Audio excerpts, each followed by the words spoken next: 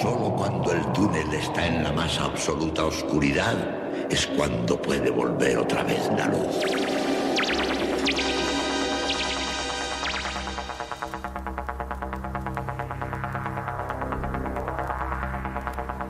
Estás entrando en el espacio en blanco. Una puerta a nuevas dimensiones de la existencia. Una nueva perspectiva sobre la realidad. Espacio en blanco.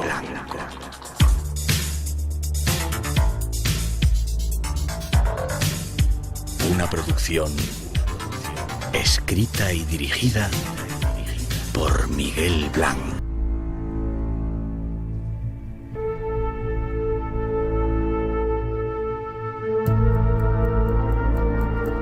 Esta noche os pedimos que nos acompañéis a la búsqueda de ruinas, tesoros, casas encantadas y más.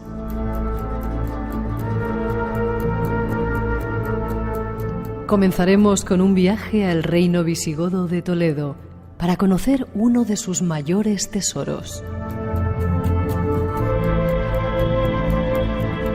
Su historia, sus leyendas y el tesoro más importante descubierto hasta la fecha. Estos serán algunos de nuestros argumentos. Después reuniremos en nuestro estudio a 3 expertas. Son maestras del misterio y llevan mucho tiempo investigando en casas encantadas. Esta noche volverán al programa para contarnos algunos de sus secretos. El viaje de verano hacia el misterio está ya listo. Nos vamos a la búsqueda de enigmas y tesoros.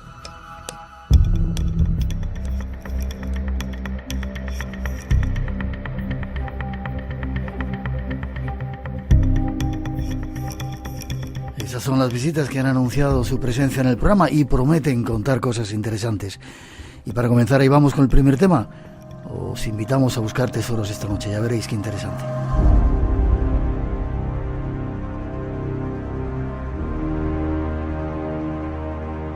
Nos vamos, comienza el viaje. Os hemos anunciado que queríamos hablaros de una parte de nuestra historia que si estuviera en cualquier otra parte del mundo sería súper conocida, pero que vamos a intentar darla a conocer. Para ello tenemos con nosotros a Juan Manuel Rojas. Buenas noches, Juan Manuel. Hola, buenas noches. Arqueólogo y director del proyecto Guarrazar. Sí. ¿Desde cuándo eres arqueólogo y qué has excavado por ahí? Cuéntame un poquito para darte a conocer. Bueno, vamos a ver, como arqueólogo profesional, son ya 29 años y medio. Empecé en enero de 1990. Otra pregunta más y nos vamos enseguida de viaje. Cuando vas a Egipto te dicen que solamente se ha encontrado un 20%, el resto está oculto. España es un país donde das una patada o dabas una patada antes y de repente aparecían tesoros, como vamos a ver con el tesoro de Guarrazar. ¿Queda mucho por descubrir todavía por ahí, en la zona que tú estás? Porque supongo que es la que más controlas. Bueno, te digo, no hay ni un 5% descubierto. ¿Ni un 5%? Claro, nada de un 20%, ni un 5%. Sí, sí. Vale, este es nuestro invitado. Nos vamos a ir de viaje con él a descubrir tesoros. Un tesoro que a mí me alucina, el tesoro de Guarrazar, quizá uno de los más importantes, no vamos a hablar de él todavía, visigodos, más importantes tesoros que se han encontrado en España. Ahora sí te lo pregunto. ¿De los que se han encontrado en España? De Europa, Miguel. Vale, ya está, mejor. De Europa, del mundo y de otras galaxias. Sí. No, fuera bromas. No, yo soy... De Europa, digamos, de esa época, es el más importante que se ha encontrado. ¿Y los arqueólogos nos quedáis de vez en cuando con algo? ¿Cuándo pilláis algo? Si hablas en general, no lo sé lo que hará otra gente. Yo quiero pensar que no. Vale. Yo te aseguro que no solamente, ¿no? Y además es una de las cosas que les digo a los chicos, a todo el mundo, no...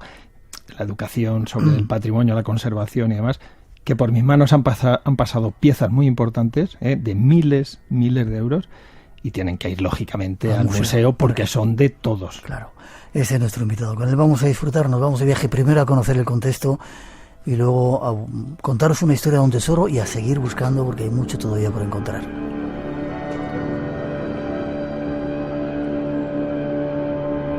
Esta noche queremos contaros historias de tesoros, de leyendas, de pueblos considerados como bárbaros. La historia comienza más o menos así. En el año 410 a.C., un ejército invasor saqueó la antigua ciudad de Roma. Fue uno de los ataques más sangrientos en la historia de Roma, una violación a la capital del poderoso imperio. En esa orgía de muerte y pillaje, los civilizados romanos cayeron ante las espadas de unos violentos bárbaros. Unos bárbaros sedientos de venganza. Eran los godos, y su furia estaba estimulada por décadas de traiciones y abusos romanos. Es una historia de persecuciones y mentiras. Los godos finalmente se alzaron contra sus opresores y emprendieron una misión de preservación y conquista. La suya es una historia épica. Son unos bárbaros empujados hasta el límite.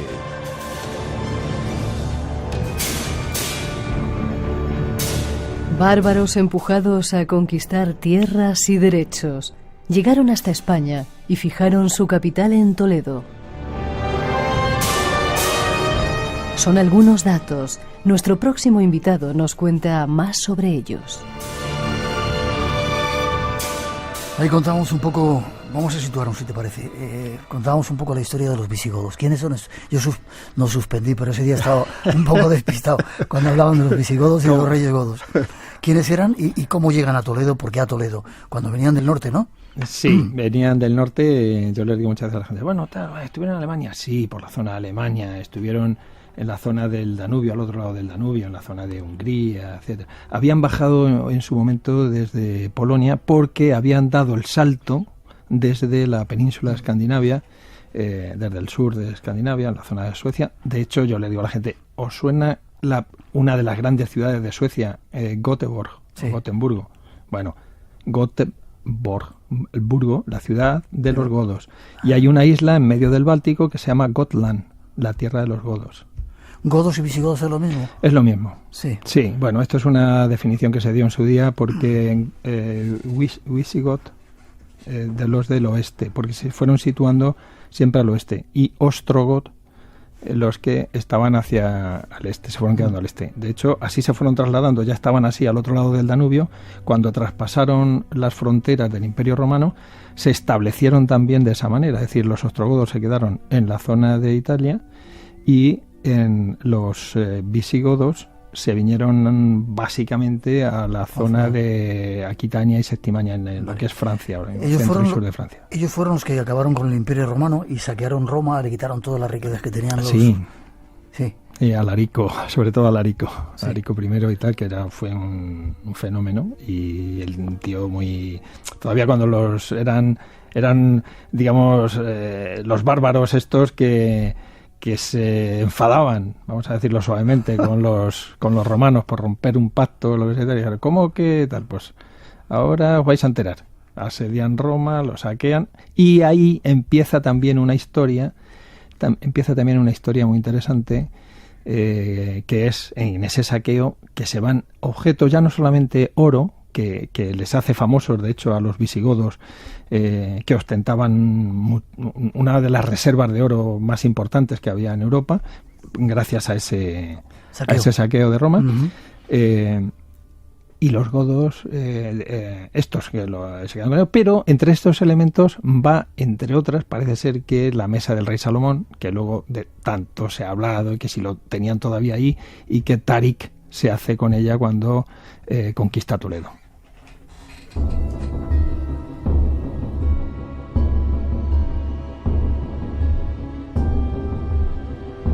Dime una cosa, son primero los romanos se llevan todo, dicen lo que había en el templo de Salomón, se lo llevan a Roma. Llegan los godos o visigodos y cogen también todo lo que tenían los romanos ahí, saquean todo, mesa de Salomón, el candelabro, la menorá, etcétera, etcétera. Sí. ¿Y cómo llega a España? ¿Por qué vienen a España?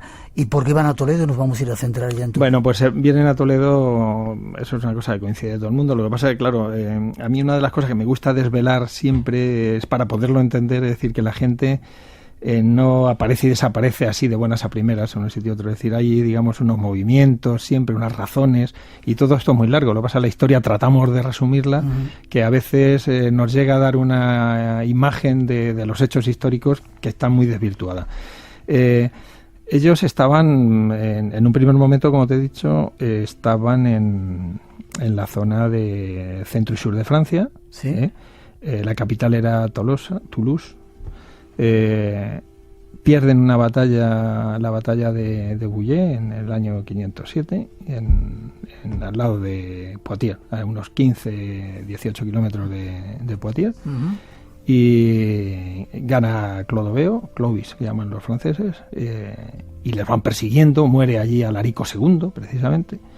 Ellos se refugian en Carcassona, vienen a auxiliarles los ostrogodos, que eran sus primos, digamos, y nada, bueno, bien, los francos ya se repliegan un poco, se quedan ahí, y entonces ellos a partir de ahí conservan en esa parte de Narbona, la provincia narbonense, Carcassona, etcétera, pero se van a centrar aquí en la península, que ya habían entrado en distintas ocasiones a ayudar al Imperio Romano, pues para, digamos, poner un poco de orden entre vándalos, alanos, etcétera.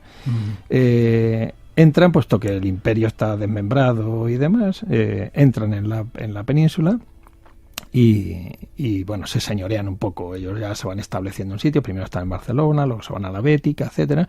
Y ya en la época de Leovigildo, mediados del siglo VI, eligen Toledo como capital del como imperio. Capital del reino. Del reino visigodo. No eran tan bárbaros como nos contaban. No, estaban muy aculturados ya por el Imperio Romano. Muy aculturados. Seguían manteniendo, lógicamente, sus tradiciones y todo, pero ya hasta la lengua y todo ya iban haciendo latín, etcétera, y bueno, y todo. Y además ellos, pues como pasa siempre, todo el mundo, hay una civilización, vamos a llamarle superior en algunos aspectos, economía, cultura, todos los niveles, y ellos van copiaban lo que había sido el Imperio Romano. Ellos lo están pisando, lo venían pisando ya desde hacía mucho tiempo, pero siguen copiando. Todavía está ahí el Imperio Romano de Oriente con Bizancio, y claro, según les están viendo el esplendor que tenía Bizancio, Constantinopla, etcétera, pues dicen, bueno, tal. Ellos tratan de imitarles, aunque mantienen su pelo largo y barba y demás, los reyes, los nobles y todo, con esa tradición. Pero, sin embargo, les gusta vestirse los ropajes del emperador y tal, con los púrpuras, las coronas y tal. Parece ser que van imitando todo eso. Vale. Se traen de Roma parte de los tesoros que habían saqueado de Roma, y lo dejan en Toledo. Sí. ¿Y qué hay alrededor de Toledo? ¿Qué pasa en Bueno, Toledo? ellos van viajando siempre con el tesoro. Sí. Ellos viajaban digamos, cuando tenían sus sedes en distintos sitios, ellos iban con el tesoro, y tenían ahí, digamos, como su consejo de ministros, los comes, y tenían uno se encargaba de una cosa, del ejército, de la caballeriza, de no sé cuánto y tal. Bueno, pues había uno que se encargaba del tesoro, era como el ministro del tesoro, para que lo entendamos.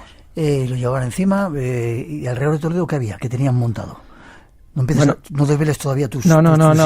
Toledo, vamos a ver, Toledo se ha estado diciendo por mucha gente, colegas, estoy hablando, historiadores, arqueólogos, ha habido mucha gente que se ha hablado de que, no, pues Toledo era pues una ciudad que debía ser pequeña, todavía en época romana, porque no hay apenas referencias sobre ello, y sin embargo las referencias arqueológicas nos está diciendo que Toledo es una ciudad en época romana ya muy grande. Importante, ¿no? Sí, tiene un circo muy grande, tenía su anfiteatro, su teatro y tal, tenía unas termas, tenía un acueducto que era un alarde también de la ingeniería. Todo desaparecido, desgraciadamente. Bueno, ahora estamos encontrando muchos restos. Se pensaba que no había nada, por ejemplo, de la Toledo visigoda, y por una urbanización que se quiso hacer en un espacio que estaba sin construir, que ha sido como una especie de milagro, porque estaba la fábrica de armas, la famosa fábrica de armas de Toledo, primero fábrica de espadas, que luego se transformó ya en fusiles, etcétera, y bueno, sobre todo en cartuchería y machetes y no sé qué hacían en la última época. Bueno, pues ese espacio, había un espacio, digamos, de seguridad.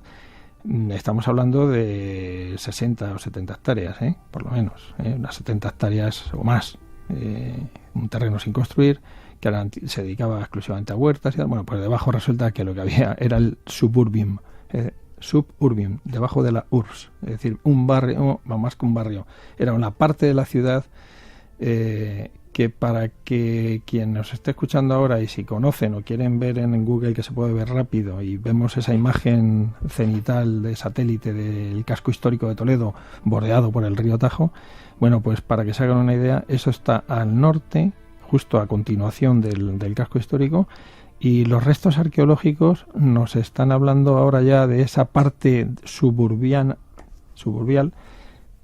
nos están hablando más del doble de grande que lo que es el casco histórico actual. Wow. Desenterrando la historia esta noche con nuestro invitado. Casi para terminar esta pequeña lección de historia, llegan los musulmanes, los árabes, y ven que tienen perdido Toledo y se llevan el tesoro.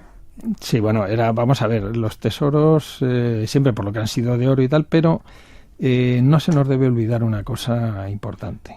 Y bueno, puede venir a colación otra vez el tema de la famosa mesa del rey Salomón, en la que vemos un carácter simbólico, ya no solamente porque hay historiadores que hablan de que si las patas tenían piedras, gemas talladas, no sé cuántos estaban ahí, que tenían un valor, no, pero era el valor simbólico, es decir, el valor simbólico de las cosas, es decir, el arrebatarte todo eso, ya no solamente es el oro, te están arrebatando algo que simbólicamente es fundamental para poder sobrevivir. Por eso es tan importante. Como pueblo, como Estado. Vale. Se lo llevan y lo esconden, el tesoro. Bueno, no. Vamos a ver. Aclárame eso, que ahora vamos a hablar del tesoro. Sí, es conveniente aclararlo. Sí, acláralo. Siempre se ha pensado, el famoso tesoro de Guarrazar, ¿sí? Siempre se ha pensado que, digo siempre, no, perdón, voy a decir sobre todo desde el siglo XX, es una de las cosas que me estoy encargando ahora de reconocer ahora que los arqueólogos, historiadores arqueólogos que empezaron a trabajar en Guarrazar, como Amador de los Ríos o Pedro de Madrazo, que estuvieron allí después de aparecer el tesoro, los mandó la Real Academia de la Historia, empezaron ahí a estudiar, tal, y ellos dijeron, bueno, pues aquí hay un sitio donde hay unos restos arqueológicos, que hay sillares, hay tejas romanas, hay escultura, bastante que se veía todavía en el siglo XIX por allí. Dijeron, esto, sin lugar a dudas, esto está asociado a algo que aquí puede ser un monasterio, decía Pedro de Madrazo claramente, pero además lo repite en distintas ocasiones, y sería muy lógico que este tesoro, que tengo que decir que son 23 coronas, lo que se ha calculado que apareció en su momento, 23 coronas votivas, se calcula que más de 5 o 6 eran de reyes visigodos, por lo menos 5 o 6. Bueno, pues todo eso se ha dicho, claro, se empezó a decir a mediados del siglo XX por un historiador, Emilio Camps Cazorla, que escribió en la enciclopedia de Ramón Menéndez Pidal, en la historia de España, que como son volúmenes, parece enciclopédico, parece una enciclopedia de la historia de España. Es la historia de España de Menéndez Pidal. Entonces hay los eruditos de la época están escribiendo, bueno, pues Emilio Camps Cazorla, que es de verdad un personaje muy tal, pero no se molesta ni en ir a verlo ni en leer bien a Pedro de Madrazo, y entonces él dice claramente, no los que lo deja entrever, no, él dice claramente que a su juicio un tesoro de esas características tan importante, él cree que no pudo estar en ningún sitio ahí, que su procedencia no puede ser otra que la capital del reino visigodo, porque no le cuadra que esté en un sitio, dice, tan insignificante como este. Dice que es un sitio insignificante. Déjame que pongamos otra introducción para empezar a hablar del tesoro, y nos vas contando un poco esa curiosa historia de cómo se descubrió y luego cómo estáis vosotros implicados.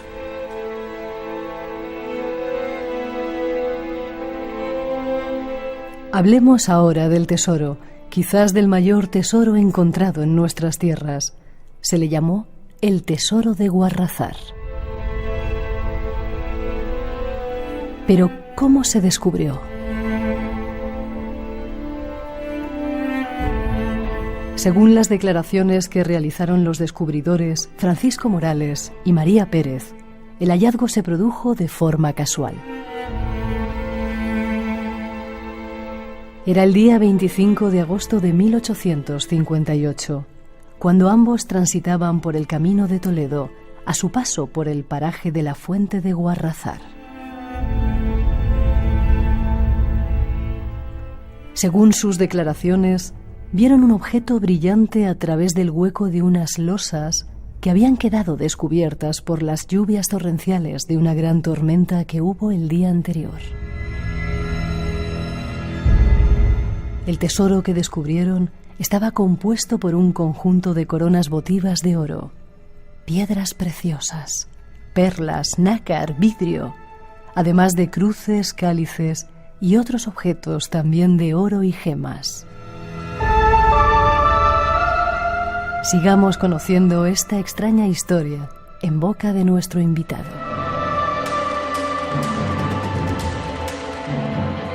Espacio en Blanco. Tu cita con lo desconocido. En Radio Nacional. Con Miguel Blanco.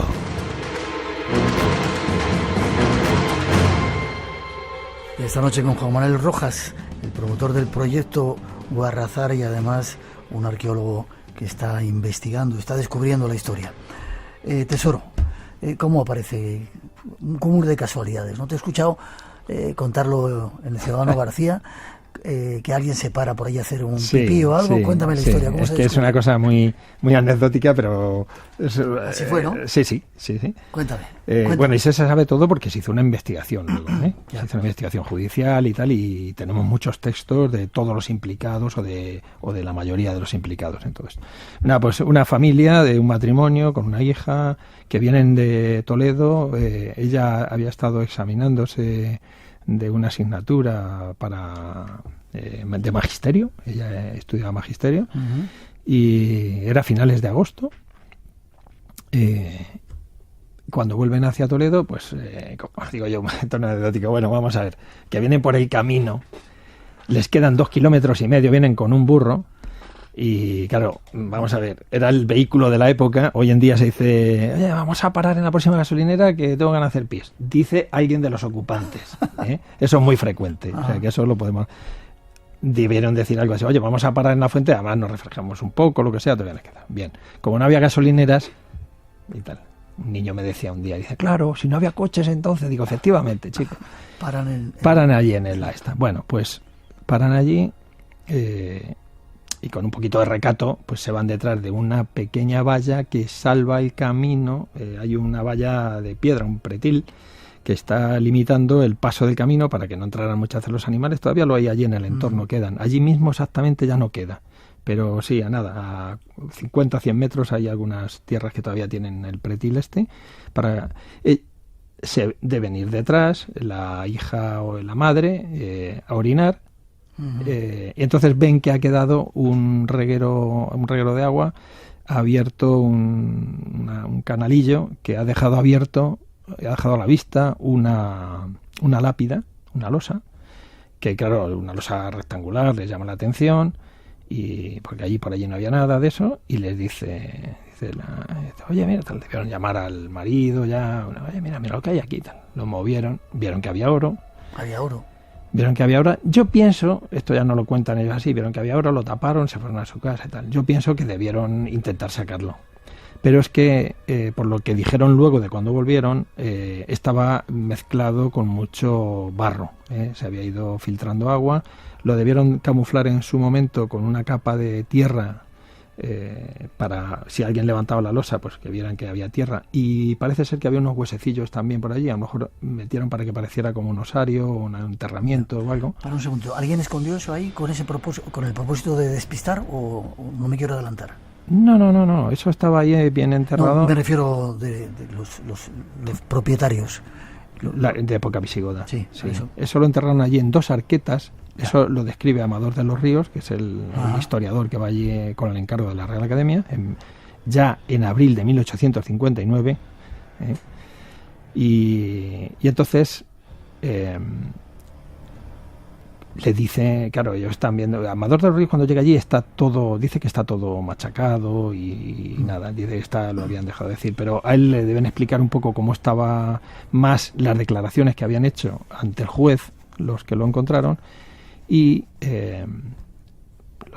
bueno, ellos dicen que está todo ya mezclado, con el agua, se había mezclado, se había hecho una masa de barro, para que lo entienda la gente, es un amasijo de barro mezclado con el oro. Ellos debieron intentar sacarlo, vieron que había mucho y por eso, de primeras, hombre, intentarían cogerlo, pero cuando vieron que tenía cadenas, cruces, las coronas, todo ahí mezclado, y que estaba apretado con el barro y que era bastante, dijeron, oye, era de día todavía, que nos va a ver alguien aquí al lado del camino, vamos a taparlo, venimos de noche y tal. Es lo que hicieron, volvieron de noche, empezaron a sacarlo, y ellos declaran, aquí hay una cosa muy curiosa, que porque ha habido mucha gente que luego ha dudado, bueno, ¿sabes lo que contarían? Lo mismo aquí se han inventado algo, porque claro, ellos contarían lo que quisieran. Yo le doy mucha veracidad, porque una cosa aparentemente insignificante, como que es que ellos dicen que llegan allí, empiezan a sacar las coronas, que tiene el barro, y que se van a lavarlo a la fuente, que lo lavan en la fuente y que luego se lo llevan a su casa, lo meten en las alforjas del burro y se lo llevan a su casa. Lo de que van a lavarlo a la fuente no tiene un significado muy... Y sin embargo, hemos constatado, que para eso sirve la arqueología, hemos podido constatar que es cierto esa declaración.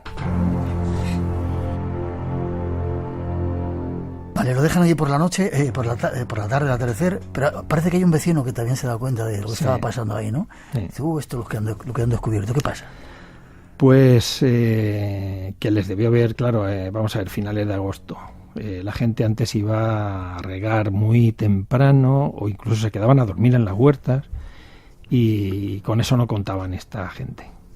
Están con un farolito del sitio donde lo están sacando, que es una arqueta, van a lavarlo a la fuente, como dice, que está a unos 15 metros, y en ese movimiento de un lado para otro, lo debe que estarán haciendo ahí, justo al lado de la fuente y tal. Cuando se van, este señor, un tal Domingo de la Cruz, un labriego de allí del pueblo, llega, ve que aquello está removido, ya lo ve así de día, se debió encontrar alguna perla, algún trozo de algún colgante, que ahí es donde está la clave, por eso digo tal, porque en la fuente nosotros lo ha encontrado la alcaldesa de Guadamur. Ahora nos cuentas esa historia también. Sí. Que es una historia curiosísima, que la gente no se lo cree, pero yo estaba allí delante, totalmente cierto.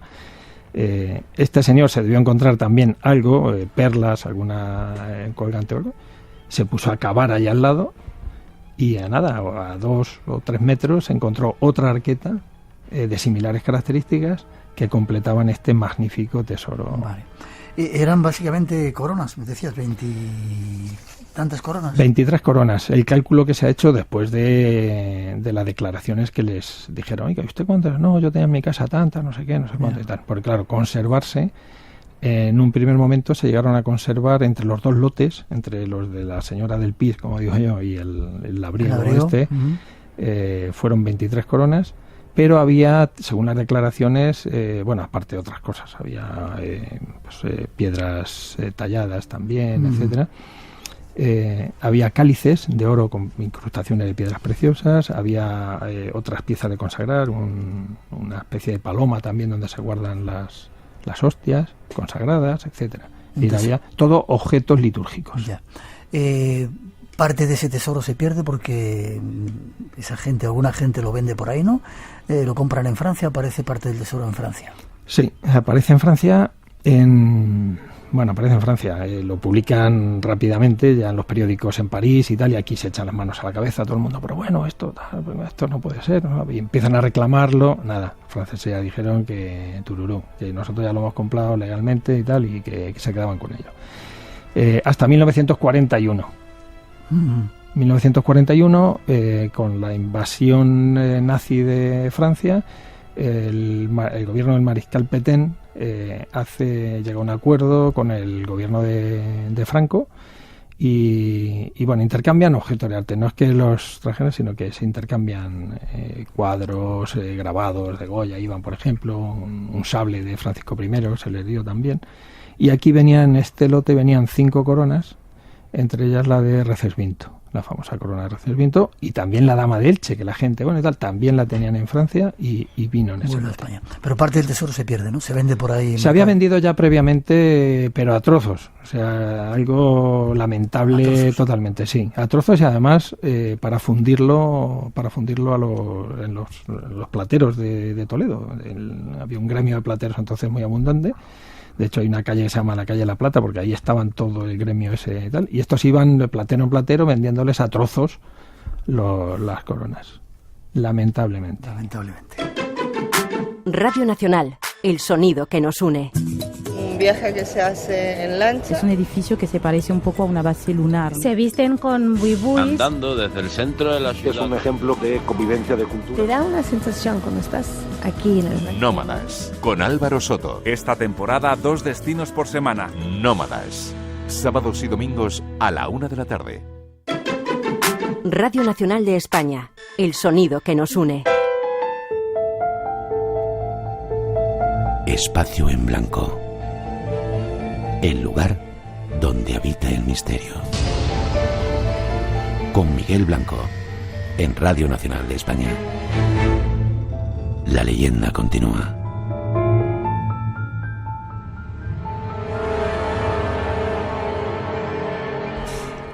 ¿Te gusta? ¿Estás a gusto?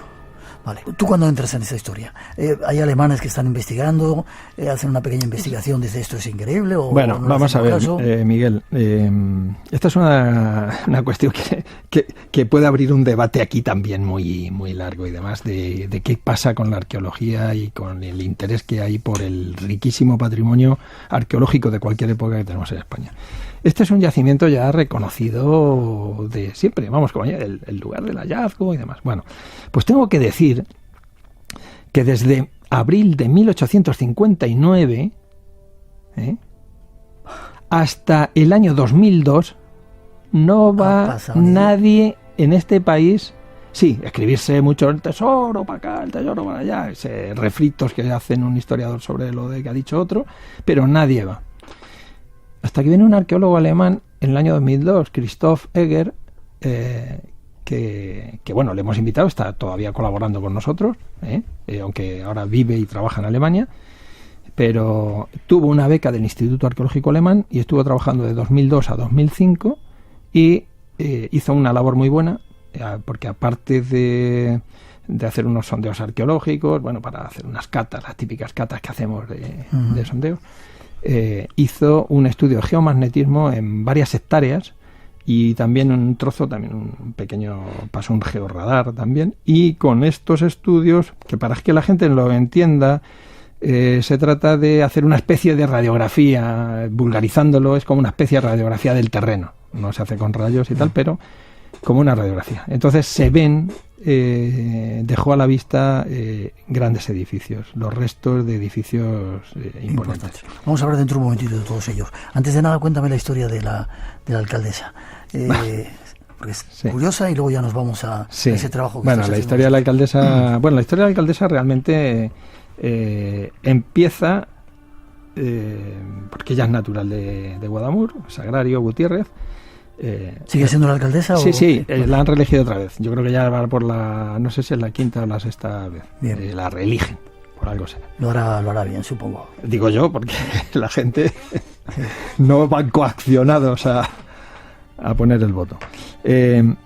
Bueno, pues ella, nos conocimos, qué curioso, nos conocimos precisamente en Fouillé, donde la famosa batalla de tal, porque yo fui con una asociación que hay en Toledo, Ursegia, que se dedica a hacer rutas de patrimonio visigodo a nivel europeo, y estábamos contactando con esta población que también tenían interés en resurgir esto, y de hecho había un hermanamiento, ya tenían hecho un hermanamiento entre los dos pueblos, entre Guadamur y Fouillé, ahí en Francia. Y entonces yo fui allí con esta asociación, di una conferencia precisamente sobre el suburbium del Toledo visigodo, que yo había estado excavando unos años antes. Esto fue en 2010. nos conocimos, ella entonces, yo había oído hablar de ella, pero no nos conocíamos personalmente. Entonces, cuando volvimos a España, luego ella se puso en contacto conmigo y me dijo que, oye, podemos quedar allí en Guadamur y vemos el yacimiento, a ver si te interesa. Bueno, fuimos a verlo y digo, hombre, que si me interesa, vamos a ver, esto es Guarrazar, punto primero. Que yo desde niño...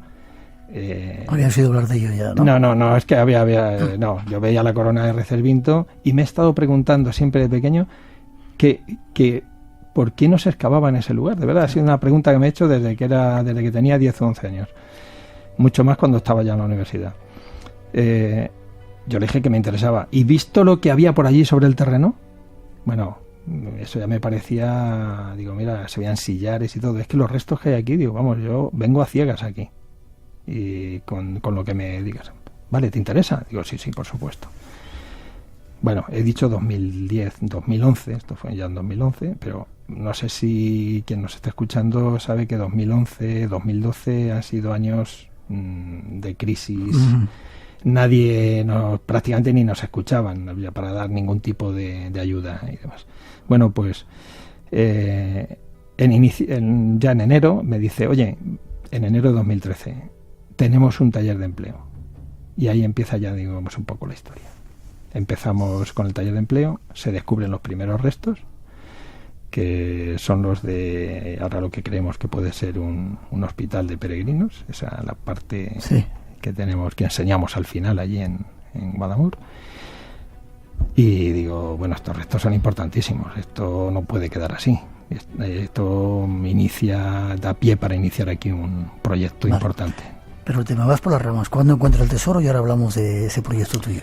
¿O cómo que sí, no, pero es que trabajando en eso, es cuando le damos continuidad al proyecto.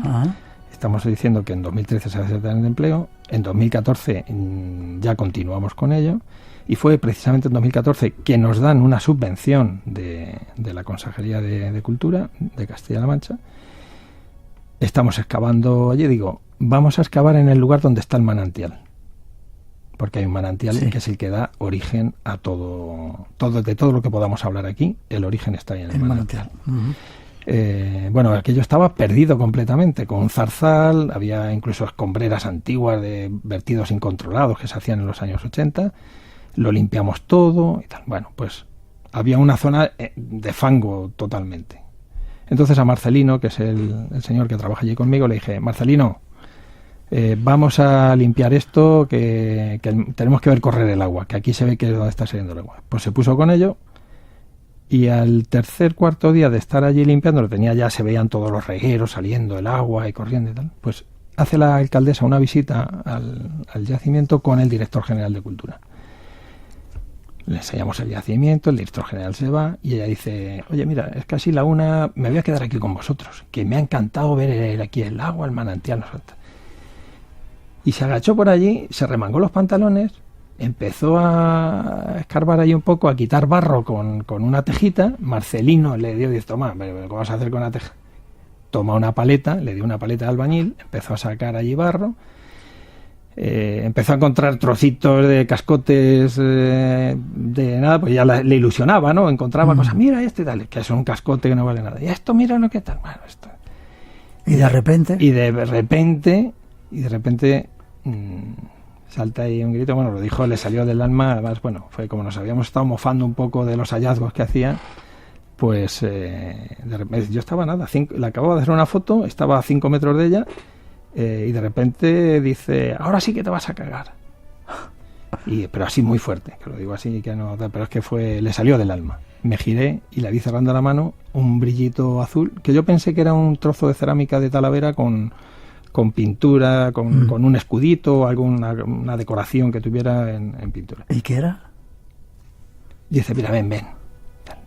Se acerca y dice, mira, cuando abre la mano, un zafiro del tamaño de un hueso de melocotón.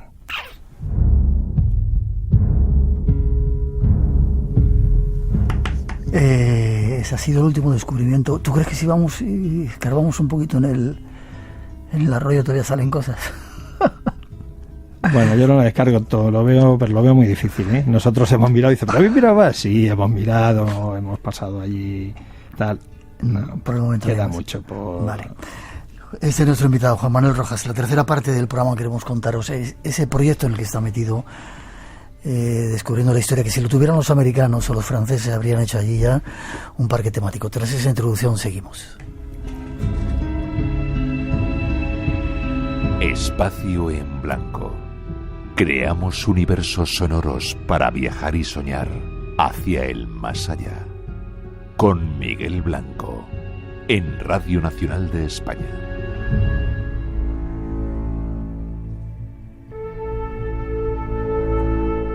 El yacimiento de Guarrazar se encuentra a 9 kilómetros al suroeste de la ciudad de Toledo, en el término municipal de Guadamur, en el centro de España. Las primeras excavaciones comienzan en el año 1859 después de Cristo, cuando se inicia la investigación sobre el tesoro. El arqueólogo Amador de los Ríos realiza la primera descripción de la zona donde se hizo el hallazgo. Entre los años 2002 y 2005, el arqueólogo alemán Christoph Eger realiza una primera investigación del lugar como parte de su tesis doctoral. En el año 2013 comienza un nuevo proyecto. Se trataba de excavar el lugar, eclipsado y olvidado durante tantos años por el descubrimiento del propio tesoro. El arqueólogo Juan Manuel Rojas, con el apoyo del Ayuntamiento de Guadamur, inician un proceso de investigación y consolidación que se encuentra en estos momentos en desarrollo. Nuestro invitado, principal protagonista de esta aventura, nos sigue contando algo más de la excavación y de los descubrimientos realizados. Algo único en Europa. Escuchemos su historia.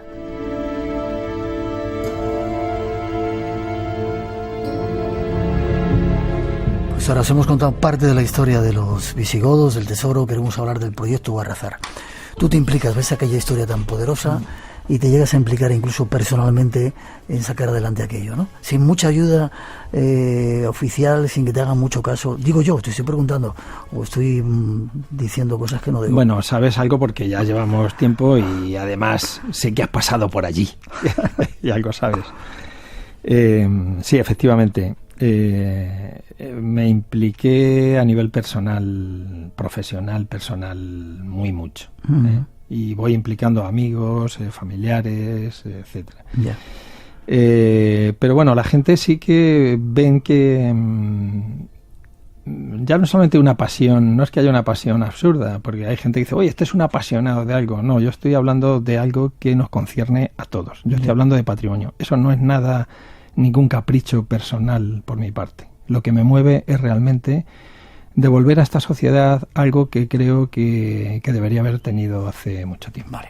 El lugar, un manantial, se descubre el tesoro, pero no solamente es eso, hay mucho más que tú estás poniendo en valor, hasta el punto de decir que puede ser una... Bueno, vamos a ver, lo que estamos descubriendo ahora, desde 2013, que he dicho antes que estábamos trabajando, empezamos a trabajar desde 2013 y con muy poca ayuda, eso sí que es cierto, he dicho antes que nos ayudó en 2014 la Junta de Comunidades, nos volvió a ayudar otra vez, nos dio 10.000 euros o 12.000,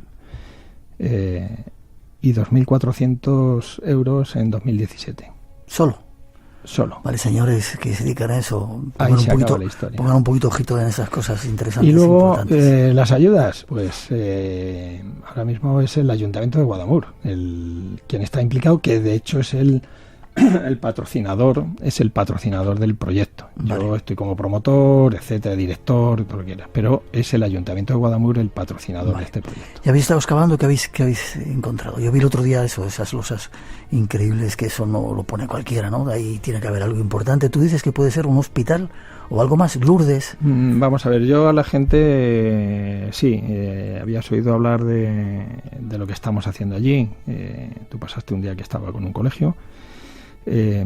nosotros lo que estamos descubriendo ahora son varias partes fundamentales. Estoy hablando, parece que he dicho antes lo del manantial donde lavaron esta gente. Pero es que este agua de este manantial sale de un edificio.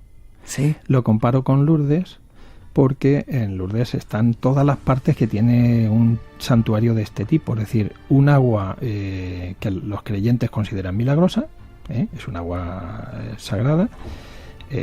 La gente se hace sus baños rituales para purificarse, algunos quizás esperando algún milagro o lo que sea, pero digamos baños rituales que los hacen en muchas religiones. Es decir, también en cierto modo lo que están haciendo los musulmanes antes de entrar en la mezquita. Ya se dice en el Antiguo Testamento, ya dice Moisés que Dios le había dicho, y se lo dice a su hermano Aarón, me ha dicho Dios que tenéis que instalar una pila delante del tabernáculo para que os lavéis vosotros, los sacerdotes. Los sacerdotes os lavéis antes de entrar en el tabernáculo. Es decir, entrar, digamos, limpio. Bueno, pues aquí la gente se está purificando y aquí nos tenemos que imaginar, yo digo muchas veces en ese lugar, por aquí han pasado miles de peregrinos, de peregrinos, porque está saliendo de un edificio que creemos que tiene unos 30 metros de largo, sí, rectangular, por 5 metros y medio de ancho, de espacio interior, me refiero. Debería tener distintas bañeras, distintas pilas y, por supuesto, separado por sexos, claro. De época visigoda. De época visigoda. Posiblemente de origen romano, porque tenemos restos romanos por allí. Eso no es una cosa que les ha pasado y tal, sino que ese es un lugar que luego se cristianiza, como ha pasado en muchísimos santuarios, se cristianiza, y lo que hacen es un santuario donde hay una basílica, construye una basílica muy, muy, muy potente, que esas, que tú lo estuviste viendo, que está con cimientos de sillares, muros de sillares, columnas, lo que tenemos ahora son unas basas de mármol de 85 centímetros en el plinto, es decir, de una riqueza espectacular. Y luego un hospital de peregrinos y tal, y sospechamos, por la planta de un edificio que sale en el estudio de geomagnetismo que hizo Christoph Weger en 2002, sospechamos que hay un edificio de más de 1.800 metros cuadrados, debió haber, ahora quedarían restos de, digamos, los cimientos. 1.800 metros. Sí, y posiblemente a lo mejor 2 plantas, que sospechamos que, dada la vinculación que parece tener, yo estoy, convencido de la vinculación directísima que tiene este santuario con la realeza visigoda, que posiblemente también se utilizará como residencia.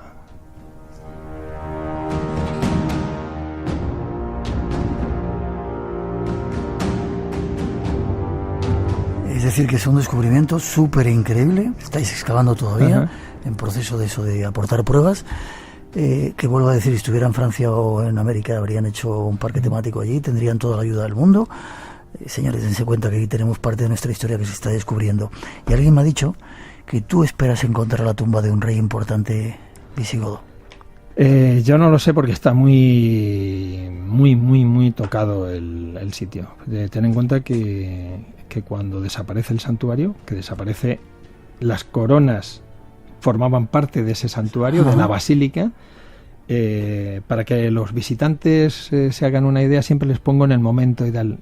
Pensad en el momento en el que se están descolgando las coronas, se entierran allí. Este edificio, estos edificios de este complejo, de este santuario, se queda vacío. Ya no vuelven otra vez. Ahora, pensaban volver, ¿no? Por eso las dejaron ahí enterradas.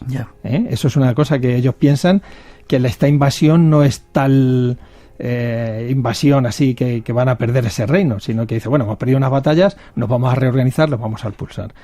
Ya sabemos por la historia que eso no fue así, pero lo debían pensar. Lo cierto es que queda abandonado y la gente, cristianos, sabemos, no los invasores tal, sabemos que eran cristianos.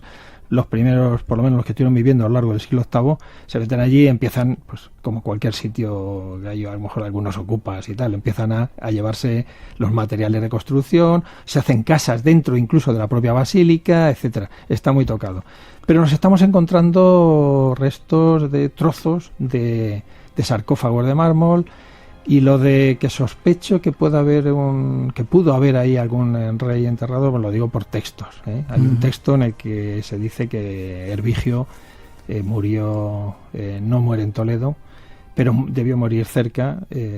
Quizá en ese palacio. Sí, porque vamos a ver, que estamos hablando de un santuario de primerísimo orden, es decir, donde hay una residencia, es más que Lourdes, que digo yo, porque Lourdes no tiene esa vinculación con la realeza. Estos sí tenían este santuario tan importante con mucha afluencia de peregrinos y además un palacio real.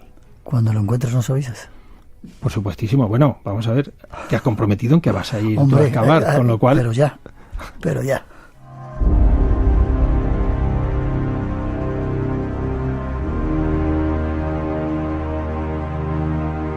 Y lo bueno, Juan Manuel, de todo esto, ya terminando, es que se puede visitar. Que tenéis ese patronato, yo no sé cómo se llama lo que habéis hecho, hacéis visitas guiadas. Yo cuando estuve, había niños, puede ir cualquier persona, y creo que los sábados hacéis una movida tremenda, ¿no? Ahora en verano estamos teniendo las noches de Guarrazar.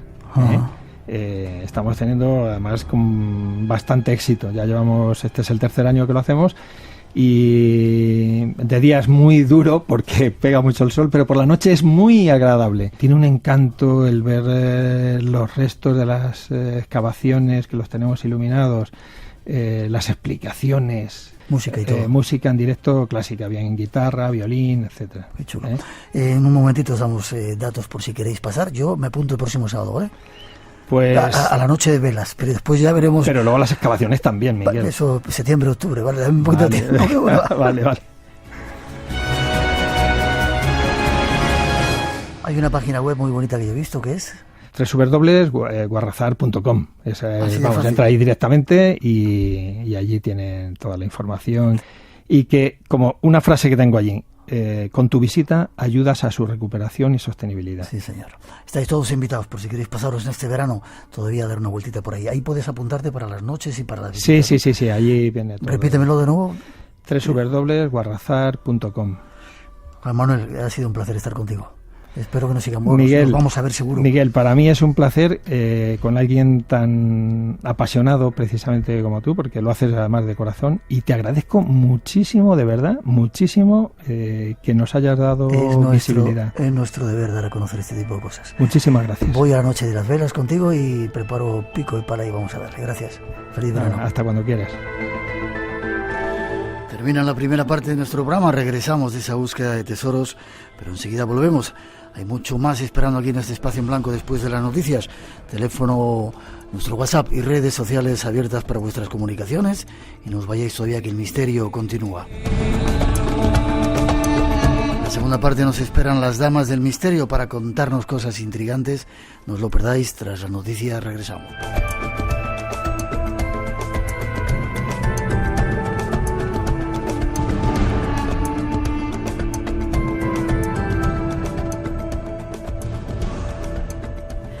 Hay dos tipos de dotados con cualidades especiales. Los que realmente creen tener algún poder y los que creen que no podemos detectar sus trucos. Ambos se equivocan.